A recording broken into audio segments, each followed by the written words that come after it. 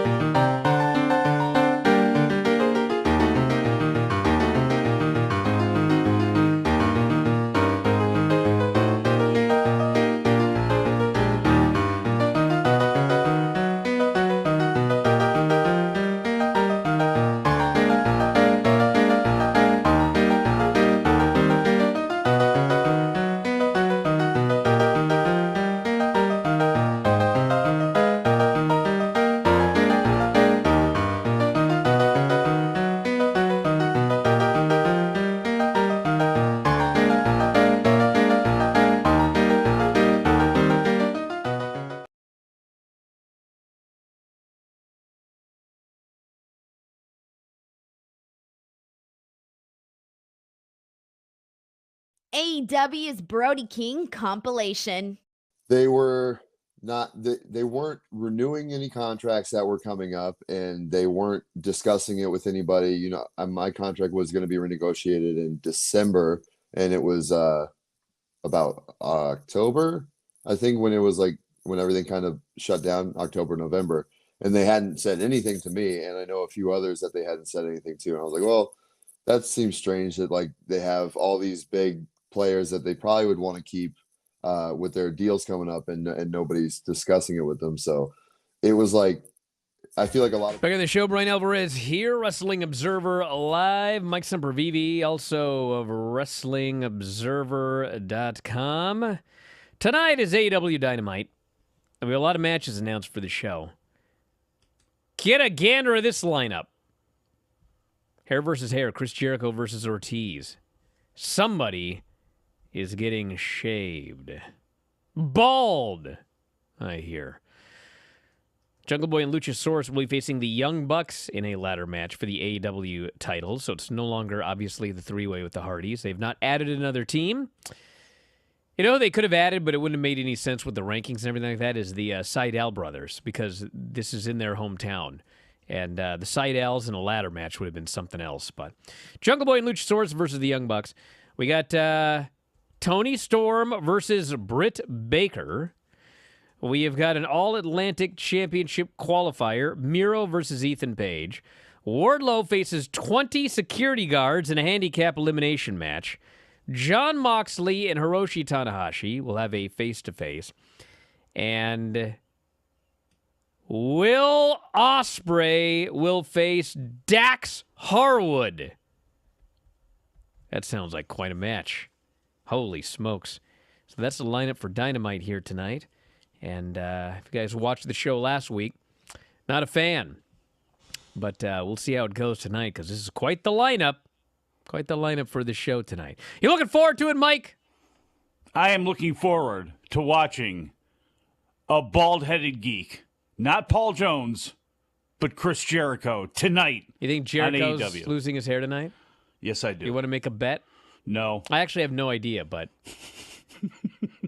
we've already... Now, is this truly going to be a head shaving match? Because we have had way too many times in professional wrestling where they say we are going to see a bald-headed geek, and then we just see a little trim of hair, and that's it. And are we going to see just a little summer cut for Chris Jericho, or will we see a bald? Bro, Ortiz? whoever loses needs to be bald. Bald. Bald. Bald. Not a hair on their head. Mr. Clean. You cannot go back on these Kevin Nash when he got his hair. What's so funny about that is, like, bro, do you guys know anything about hair? Like, it doesn't take that long to grow. Like, if Kevin Nash wanted a nice short haircut, just like, buck up, shave your head, and 2 months later you'll have your short haircut. It's not the end of the world, dude. You can walk around with no hair. I've done it. You are going to get some angry emails. About some what? Angry letters from those people suffering from male pattern baldness, those people suffering and getting keeps in the mail. Why would they be mad at me? I'm the one that said you can walk around with a bald head. They should be sending that to Nash. Because Nash refused to even go bald for 2 months after he lost a hair match. It's easy for the hair to grow back. For some people, once you lose that hair. Get out of here. Once Ric Flair got his head shaved, once Vince McMahon got his head shaved, did they ever look the same after that? Yeah, Vince looks exactly the same. He's got the exact same hair now. Exactly. His exact same pompadour he had in 1993. That is not the same I'm watching pompadour. the shows. Remember when that hair started growing back? He started looking like a cone head for a while. Well, because he decided to have like he decided he wanted like a modern haircut, so he didn't do the old school 1950s pompadour. Yeah, but then after a while, he was like, I like it better with a pompadour. I look like Elvis. Oh, God, my God. That guy's over, right?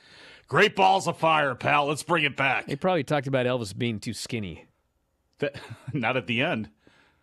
Then he would have said he was too fat. Elvis was worse. Elvis never had a physique like Theory. No, that's true. The only thing he had from professional wrestling was the ability to take tons of pills at the end.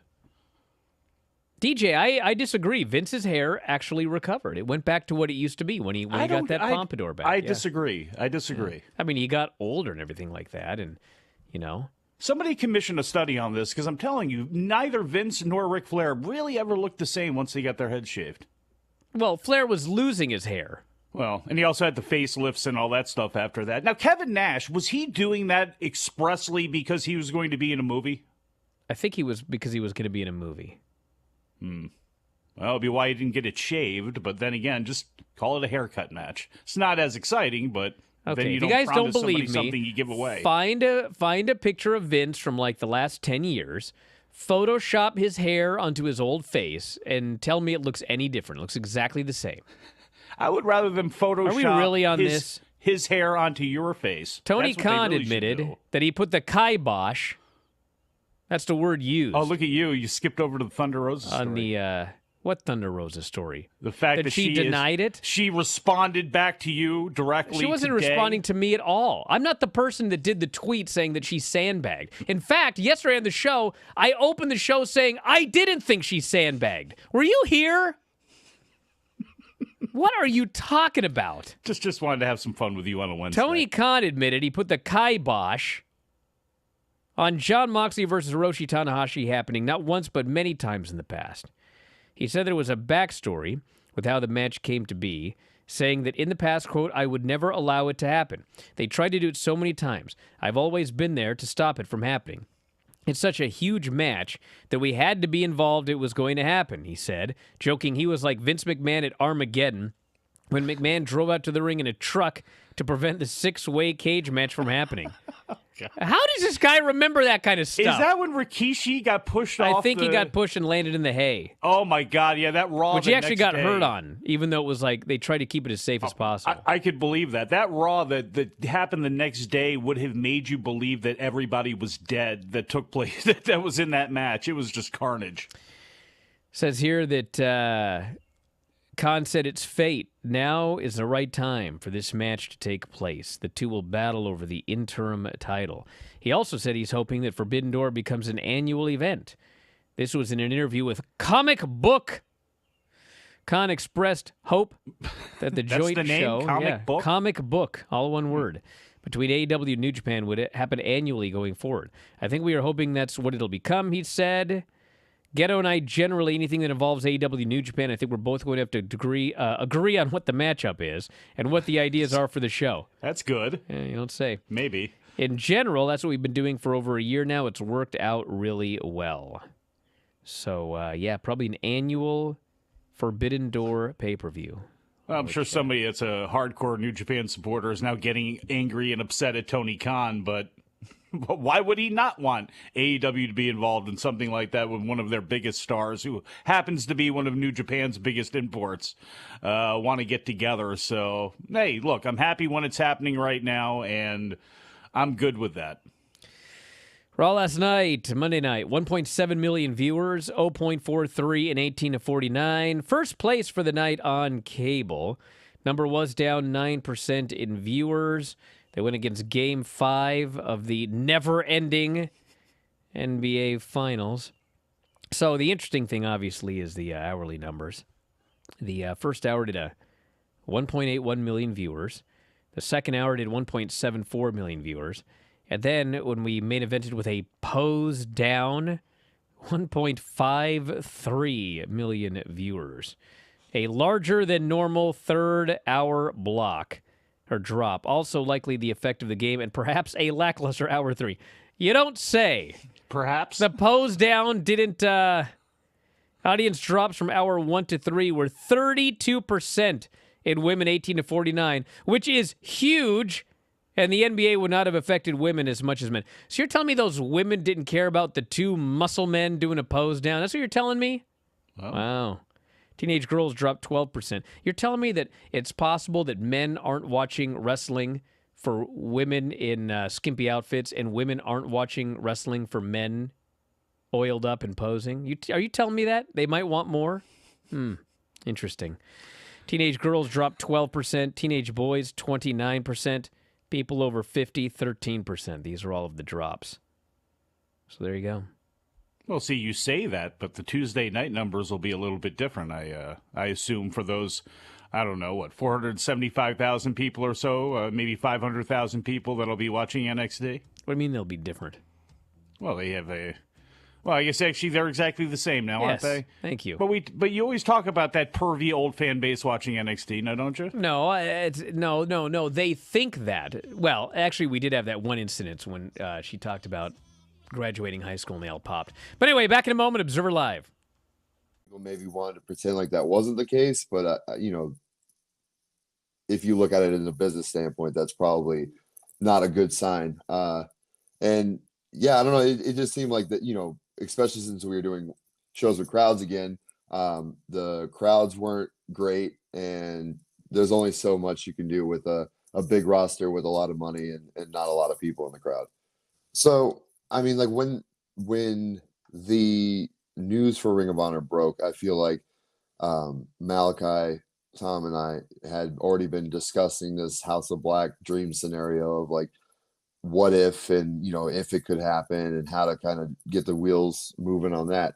And I think that we were already discussing like possibly trying to do like PWG, like trying to like set the groundwork for it. So it was very much like in the works already, and we had already been discussing like the what ifs and what we could do with it, and like bouncing ideas off each other. But I talked to Tony very shortly after the news from Ring of Honor broke, and he invited me out to a couple of the shows, and we discussed things, and that's when the whole House of Black idea really came to fruition, and it seemed like a good fit, and everything kind of fell into place. So I was very fortunate that like I kind of had a plan already, and it just kind of was an easier decision. There wasn't like, well, do I stay at Ring of Honor or do I go to AEW? Like, it was like, well, there's no more Ring of Honor, so here we go. I hate doing the blackout like reveal, because I just have this fear that I'm just gonna fall and like break my neck on the way to the ring, and like they're gonna restore the lights, and I'm like, unconscious on the floor. Did my Ring of Honor debut, it was pitch black in the ECW arena, and it was like me running down the ramp and hoping that I just didn't eat it on the way. So it's not my favorite way to debut, but it makes for a good reveal. The crowd was chanting my name when the lights went out, because Malachi had set all these like Easter eggs about me coming in, and then afterwards, I think it was Sting came out to me. He's like, "Man, that was awesome! Like, you guys have such a cool look together. Like, you guys look so intense." I was just like, "You're fucking Sting! Like, this is sick."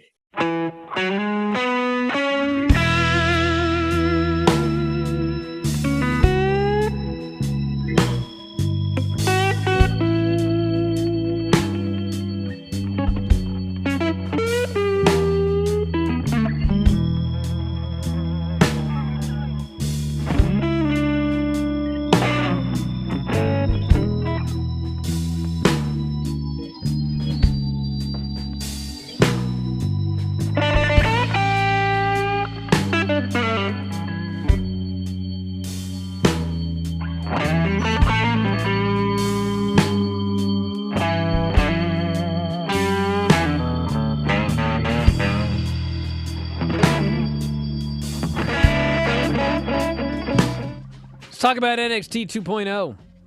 Already? I don't mind this show. What's wrong with the rest of you? All right. Well, the show opened up with the Creed brothers against Malik Blade and Edris Enofe. Okay. Malik Blade is the skinny one, and Edris Enofe is the jacked up one. And unfortunately, the skinny one is a pretty good worker, or he's fine. And Edris Enofe he's greener than my shirt. Oh, my God. And these Creed brothers, dude, I love watching the Creed brothers, because it's, like, insane. But, bro, they're going to kill somebody. Yeah. God. They're just throwing these blokes around haphazardly, I would go as far as to say. And, it was exciting, but it wasn't good. It was just an exciting, wild, violent battle. And Brutus pinned Malik Blade to win the match. We had a segment backstage, very awkward meeting with Indy, Roxanne, and Cora Jade. Roxanne and Cora Jade, their gimmick is they're like buddies that work the indie scene. So they're always referencing these random indies, but they never tell us anything about them. Remember that time in New York where we stole my sister's car? Oh, don't talk about that story. It's like, this is a really weird gimmick. But anyway, they're going to have a match later. We had the wackiest vignette with Apollo Crews. So Apollo Crews is in a diner, and he's like writing in his journal or whatever, because I guess he goes to the diner and writes in his journal. And there's some bloke who's complaining about the slow service. And unlike me, he doesn't just tweet about how the restaurant sucks. He's actually complaining to the person there. And so Apollo Crews has this vision. And in the vision, he gets up and he walks over and he says, "Is there a problem?" And the guy goes, "Get out of my face." And so Apollo Crews beats his ass. And all of a sudden, Apollo's back at the table with his journal. It was a dream. But then the guy's still complaining. And so Apollo Crews gets up and he walks over and he says, "Is there a problem?" And the guy goes, "Get out of my face." And so Apollo Crews beats his ass again. Well, they don't show that. Well, obviously that's what happened. So, like, what is this? Is he Nostradamus? Is he a prophet? He has visions of future beatings? This is bizarre. You're mean. I'm not mean. That's exactly what happened. He's a superhero. He was having an A internal superhero? struggle. Yes, he was having an internal struggle with himself. Bro, hold on a He saw second. that whole thing happen, and Do he you know saw a way. anything about superheroes? Superheroes are there to defend the weak. Yes, He he's started there- the fight. The guy Wait, didn't wait, put one finger on him. whoa. You know what? You are the person that everybody hates. You No, dance I'm that not. line. You are. Why don't you put on a blonde wig, Bro? You Karen wench? You because you're the cannot- type of person that would do that to that server at a restaurant. No. That would require Apollo Crews to be the savior of the common man, to be the Yeah, savior. what a savior. Of, yes, I can't the wait. savior. I can't wait till the cops show up and Apollo Crews is cuffed, and they go, "You beat the absolute living hell out of this guy. Why?" And Apollo Crews says, "Well, he told me to get out of his face." "Well, did he touch you?" "No." "He didn't lay one finger on you?" "Nah." He just talked to me. Thanks So for ruining so I pro beat his wrestling ass. thanks for ruining pro wrestling for everybody, Brian. Oh, this is absolutely And you bizarre. like this show, huh? Fallon Henley against Tiffany Stratton. Well, that was good. This was good until Wendy Chu bounced out on a bouncy Yeah. ball She and sucks. distracted Tiffany Stratton, and she ended up getting pinned. I mean, Fallon Henley and Tiffany Stratton are guaranteed main roster. Don't even tell me they're not, because it's totally different with the women than the men. It's totally different, and you all know that. They're both going to be stars on the main roster. It's going to be a little different, but there's Charlotte and Sasha for you. Like, they are generational opponents. And I actually thought the same thing in the opener as well, too, because I think the Creed brothers are going to be there for a long time. But watching Blade and Ofe, I mean, obviously, I don't know where they need their benchmarks to be because they've been there for a little while and they have itchy trigger fingers, but they seem like they have the ability to be in that system for a long time. They have a good look. They're still very young yet. So if they survive it, I could see them on the main roster for a long time, too. We had a video package with Lash Legend about all of her sporting success. With her shoot name. Which was like it was like a good package and everything like that. But like everything that had her name on it, it didn't say Lash Legend. And then like none of it had anything to do with combat sports. It's like, man, I can't wait to see this, woman who is really good at basketball and running. The have woman these who was professional wrestling matches. who was really good at finishing second in track and field. And I'm not throwing that under the bus, but it's like, it is kind of funny where it's like, she's not like she was an SEC champion or anything. Granted, she's got some basketball cachet to fall back on, but it's like, I was second in this track and field competition. I'm coming here to take over a new sport. It's like, to what, finish second? Wes Lee beat Zion Quinn. Yes, he pinned him. I don't know if this bodes well for old Zion Quinn. Well, We had the Dyad versus Dante Chen and Javier Bernal. And the Dyad, they wrestled in their monk outfits, or their druids or whatever. I said, do you need to explain who the Dyad is? And the fans are chanting, "Show your face," or something like that. It's Joe Gacy's two hooded guys. It's probably the grizzled young vets, but the burgundy robes. they're wrestling in robes now. So Tony D'Angelo did a promotion video. Oh, he had a Nikita Lyons one as well. The Lion's going to roar again soon, everybody. Tony D'Angelo with Stacks and Two Dimes So if you're wondering what's up with Two Dimes here, they taped like 3 weeks of shows or something like that. So I guess they just decided, he'll be on the show until we tape again, and then he's gone. So he rewards them all with watches, and Santos Escobar, his crew, is there, and they're all upset. And then Carmelo Hayes and Trick Williams come out, and essentially this leads to a tag match for the main event, Stacks and Two Dimes against Hayes and Williams. Braun Breaker just pummeled Duke Hudson in a beautiful, fantastic Goldberg-style, violent, destructive match. I loved it. Bro, you got to do this now for a while to get Braun Breaker back to where he was before you practically ruin this guy with Joe Gacy. This guy was so awesome in this match, and he killed this poor Duke Hudson fast, and it was awesome. And then Cameron Grimes comes out and challenges Braun Breaker. And I know people were upset about this because Grimes was mentioning his father. I didn't have a problem with it. He was just pointing out, everybody knows about you because of your father. Everybody knows your dad. He's a Hall of Famer. But nobody knows my dad. And his dad actually was a pro wrestling promoter. And so he's unhappy about that. He wants a championship match, so it's taking place at the Great American Bash. We had the debut of Giovanni Vinci. It is the former Fabian Eichner. He's a great worker. I don't know if this has added one smidgen of charisma to him, but he is I can't figure out, I think he's supposed to be a heel, but who's a great fiery babyface is Giovanni Vinci. So hopefully they figured that out. But he beat Guru Raj. He looked great, and that was good. We had this. Guys, remember years ago when Carlito was lazy? In real life, he was lazy. And so I guess they decided one day they're going to have Ric Flair cut a promo on this bloke in a backstage segment. And Ric Flair frickin' buried this dude. He just buried him 6 feet under about being lazy. And, bro, first off, that promo was fantastic. This was the exact same promo. Edris Enofe and Malik Blade, Malik's kind of depressed that they lost, and Edris is like, dude, we'll get another shot. Wins and losses, they come and go. Let's go to the club. And Cameron Grimes walks up, and he's like, what's up? Where are you guys going? Oh, we're going to the club. Oh, yeah. What about tonight? We'll get another shot. And Grimes goes, will you? And he buried these two. What are you doing leaving this show early? Look at you. You're built like a statue. You could be one of the biggest stars in this entire company, but here you are leaving the show early. You lost tonight, and you ain't even worried about it, and you're going to the club. And it was actually really good because Edris Enofe was like, he was so awesome reacting to Cameron Grimes burying him because he's just shut up. And he's all looking around. This was a great segment. So I don't know where it's leading. I don't know if Grimes is turning heel because he was kind of a jerk about it, but it was to tell the truth. So this was a great segment. Hey, wherever they're going, the evolution of Grimes is needed right about now. So I'll take it wherever they go. And then finally we had Carmelo Hayes, Trick Williams against Stacks and Two Dimes, and it was all right. God bless Trick Williams, but he's very green.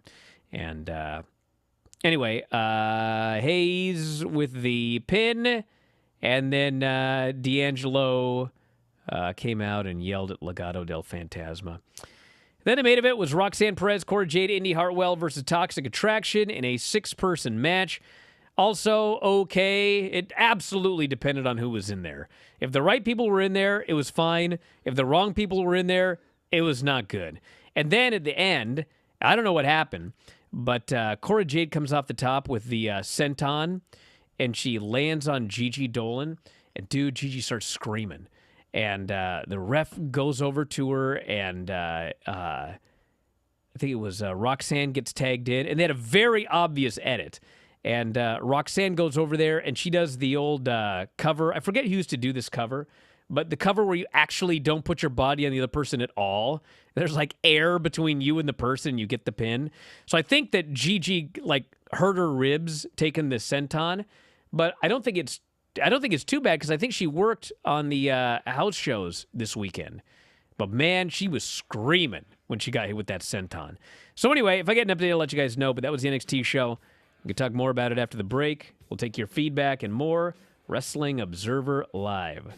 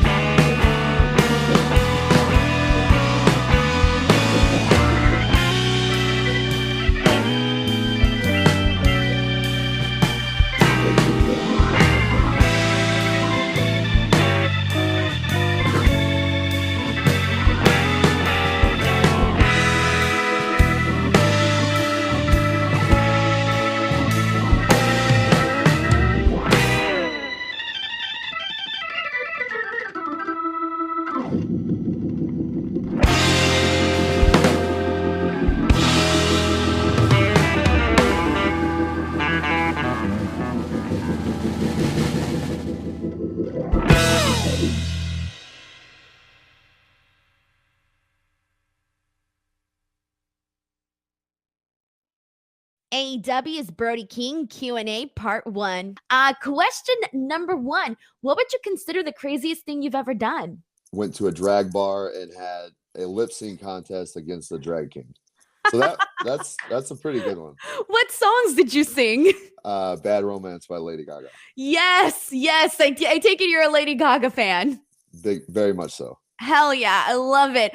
Oh, that is so cool. You know what? That's how you live your life. You celebrate this big MSG show. You go sing, have a good time. Live it up in New York. I love it. Number 2, best thing about being a dad. All of it. It's the best thing in the world. Next question. Is there a tattoo you regret? Well, the one I did regret, I covered it up. So underneath this giant front piece is a tattoo I did not like at all. And that's kind of like where I'm at now is I don't have a lot of room for new tattoos. So I'm just covering up the ones I don't care for anymore. You're like, I'm done with this one. New one up there. Yeah, just put another sticker on it. What's the craziest thing you've ever seen PCO do? Oh my God. I mean, I'll give you like a top 3. Okay. So when he did the dive into nobody in Atlanta and he thought that there was 2 rows of padding and there was only 1. Back at the show, Bryan Alvarez here, Wrestling Observer Live. Mike Sempervive, also WrestlingObserver.com. Phone lines are open. Oh, my. No! 844-913-2727. 844-913-2727. You can text 425-780-7566. Bryan at WrestlingObserver.com. Marcus here. I don't know why, but NXT 2.0 is kind of growing on me. Show isn't excellent or anything, but it is a guilty pleasure of mine, and there is some solid stuff on the show. I'd agree with every word of that right there. Tiffany Stratton fan. Yeah. Fan of a lot of them. This person here says, Fabian Eichner repackaged as Giovanni Vinci is quite awesome. Feels like the model Rick Martel from 1992 Superstars. And I loved his last ride powerbomb, which would have impressed Kota Ibushi. He's a good worker. Yeah, very. I like this bloke. Too bad he's stuck here. Well, it's kind of like Bartel, who's very good in his role aside Gunter. Now he is good at doing that, but you remember him in the ring, and you remember those two together as a team, and who knows what the future is going to bring, but I would love to see them back together, especially when they could use tag teams. This person wants to know if NXT is better or worse than Raw or SmackDown. That's a good question. Depends on, what do you mean? Yeah. If you want to see the best wrestling, the best actual wrestling, well, the best match of the week on WWE has been Seth Rollins and AJ Styles, which was on Raw, and Sheamus and Drew McIntyre on SmackDown, which both were excellent matches. Nothing, you ain't going to see nothing like that on NXT 2.0. And there's pros and cons to everything here. I mean, 3-hour show as opposed to 2 and all that sort of stuff. So, if you like WWE programming, I mean, NXT is right up your alley. It's not like it's alternate programming, the same way people used to call it Hunter's Fantasy Ring of Honor camp.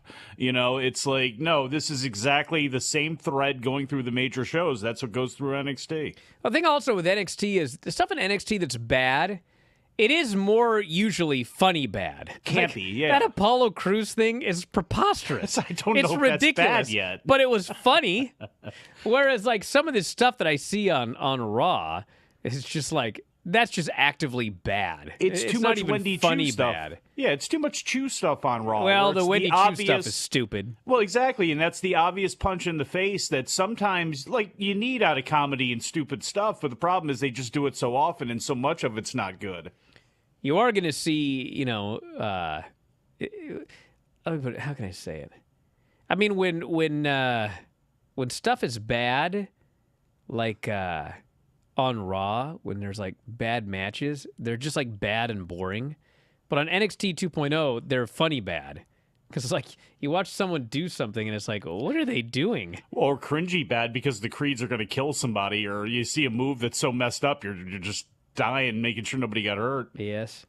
By the way, if you guys like seeing my handsome face on video here, get ready to see it here for a while, because apparently our producer's power went out. So it's can't switch the cameras or anything. Oh no. So that's gonna be an awkward next couple of minutes right here. What other differences do we have between NXT and the main roster? Oh, you got a pretty smile. I don't know. Get out of here. This person says Tanahashi can win the title. This is the AEW title. Lose a countout to Yano in the G1, and a pinfall loss to Lance Archer.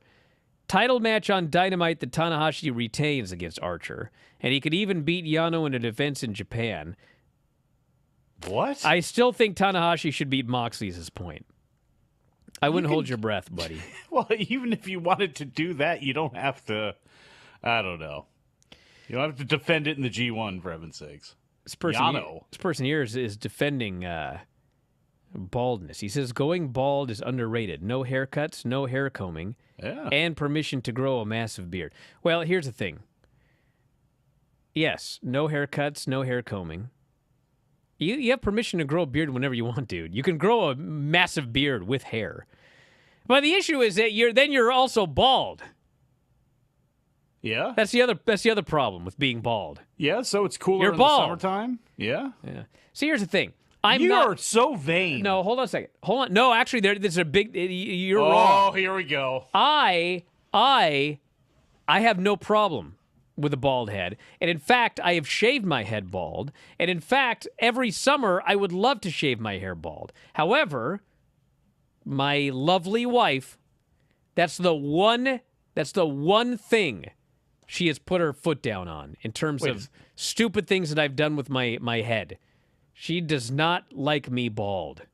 So, Wait a second. Yes. Wait a second. That's not the only thing. She also doesn't like when you grow a beard. She probably No, but there's doesn't a like difference. if you do There's a difference. mutton chops. She will I don't know the word She will still tolerate. have sex with you with a beard, Well, but she will absolutely she avoid you with a bald doesn't prefer head. a beard, but she's not like, bro, can you cut the beard off? Now, Hanalei does not like the beard, so I'm pretty much clean shaven for a while here. But the bald head, it was like every day I had to hear something about the bald head. So I would be fine with a bald head. I would be fine shaving my head.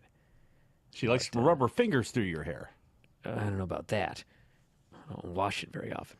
Oh, Nash's haircut this. was for a movie role and likely needed it that exact length at that exact moment. Hey, I'm back. Bro, you guys know anything about movies? He could have got a haircut 2 months before he had to start filming. It's not like he's signed for the movie and they're like, we're filming tomorrow. You have a little bit of lead time. So he was too vain to shave his head bald. Who wins the title? Yes. What's worse, that or having a match like Paul Ellering and Teddy Long had back in the day where two bald guys were having a hair versus hair match? Well, that's ridiculous, Mike. That doesn't make any sense. That's like you and me having a mask match. That would be dumb. Unless the loser had to put on a mask. Who wins a title in WWE first once they get called up? Braun Breaker or Daddy's Girl? I'll go with Stratton. I go with Braun Breaker. I can see him showing up and, like, on the first day, like, beating a vaulter and winning the title or something like that. Well, it's what they probably should do, but I don't have much faith in them. This person here says, Jeff Hardy's DUI could be a blessing in disguise. Him doing a ladder match in this condition right now scared me, to be honest. Maybe he got paralyzed in an alternate universe. Don't think I didn't Jesus. think. Thank God he's out of this ladder match. Yeah. Because well, I did think that. But I don't like the idea that you have to get a DUI and put lives in danger to be taken out of a ladder match. He should have just not been in the ladder match in the first place. nearly blowing 4 times the legal limit. There's other ways out. Like not booking it in the first place. This person here says, do you think there will be any women's matches on the Forbidden Door pay-per-view? And if not, does that matter? Would AEW try to make it up? Well, here's the deal. So, New Japan doesn't do women's wrestling. And apparently Dave said there were going to be no Stardom matches on Forbidden Door. No, they're running a lot of shows. I find it hard to believe. Well, it doesn't matter if they're running shows. You can send one woman Yes, over. well, I know what you mean. We But talked about this just, at length. it's just not happening. But I find it impossible to believe that we are going to do AEW Forbidden Door and there's not going to be a women's match on the show.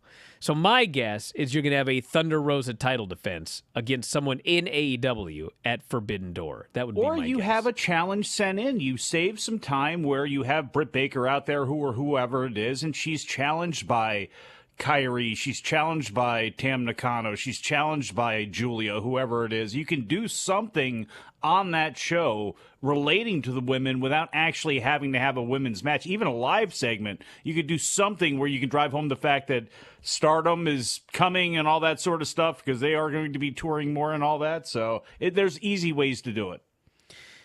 Brian, in your opinion, is Toxic Attraction ready for the main roster?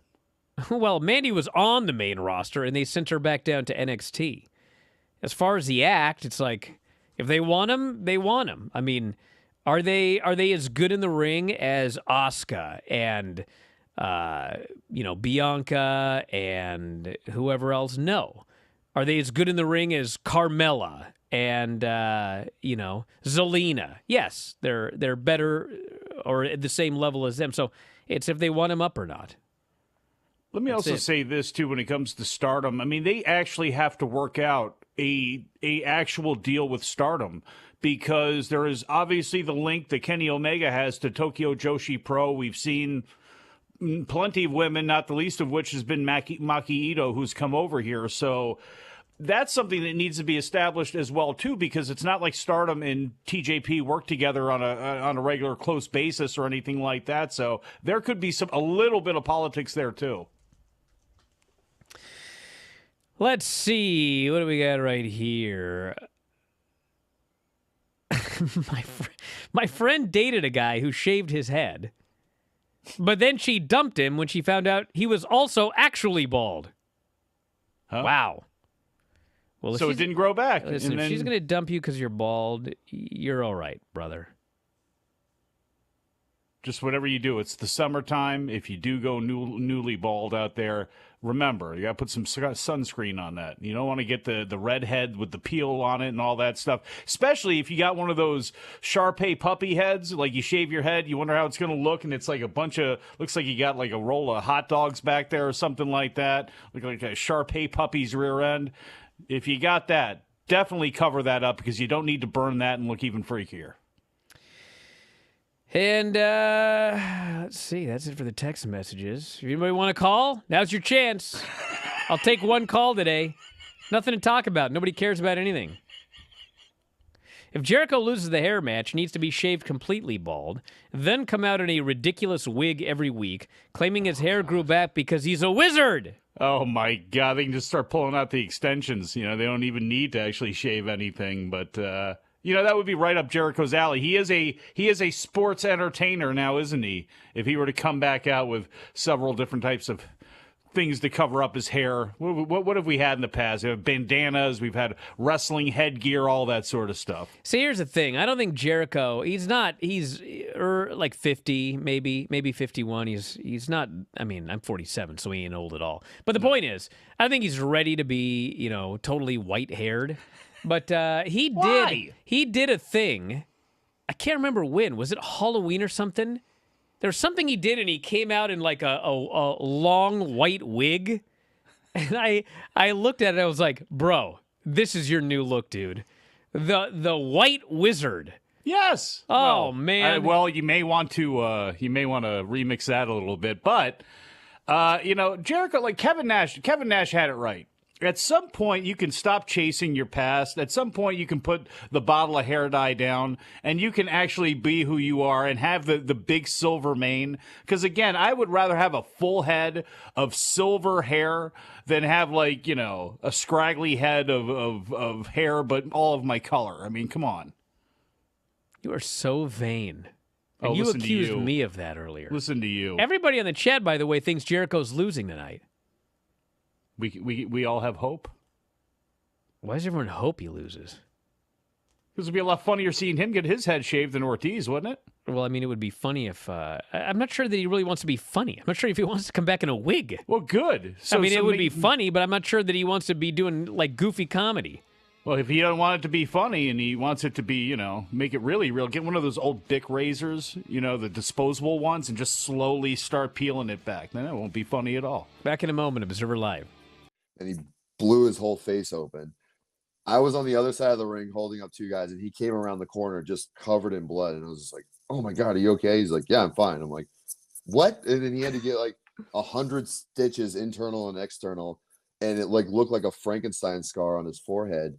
And the next day he was like, it's pretty good for the gimmick, right? I'm like, dude, what? I would cry if my face looked like that. But he didn't care at all. Another one was he was wrestling Matt Taven. I think it was in Toronto. And I think this was a Ring of Honor World Championship match, possibly. They had a spot where Vinny Marseglia he slid in the axe, and they were going to give him a drop toe hold onto the axe blade that was sticking straight up. And mind you, this was a real axe. PCO just headbutted the axe, and I have a photo on my phone where he just has a perfect line across his forehead that's bleeding. So he just tried to decapitate himself with an axe. And then there was the one at MSG where he took a power bomb from the ring onto the floor. And then he sat up and, no-sold it. So those are the top three that come off the top of my head, but I'm sure that there's more. I could do a whole podcast on crazy things that PCO has tried to convince me of. There's a good podcast idea for you, because man, that axe one, I can't even fathom that whatsoever. But it's so cool because I've gotten to see PCO perform, now a lot live, and every single time I'm like, what the hell is he gonna do? And every single time he crosses this new line where I'm like, damn, I had no idea PCO would do that or could do that. Thank you guys so much for watching the Brody King Q&A. See you next time.